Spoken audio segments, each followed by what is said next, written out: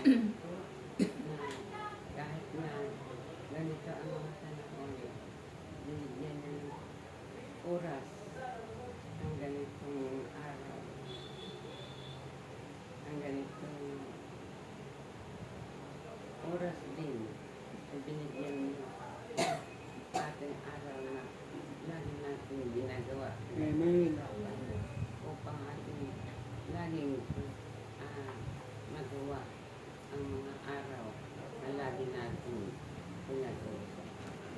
Kahit na masama man ang mangyayari sa sarili mo, sikapin mo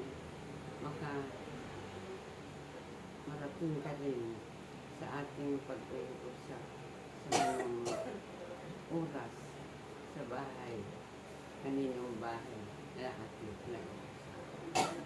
Maraming salamat sa kabila ng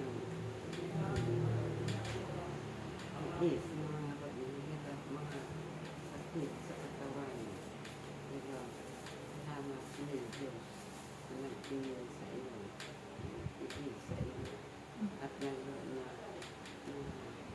ikot sa iyo sa ginawa sa kumpulan. Awa ang bigyan ka rin ng lakas,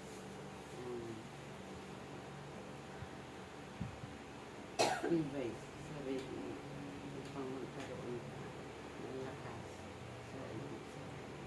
Maraming salamat po. Nawa lahat tayo iniwala sa ating Panginoon.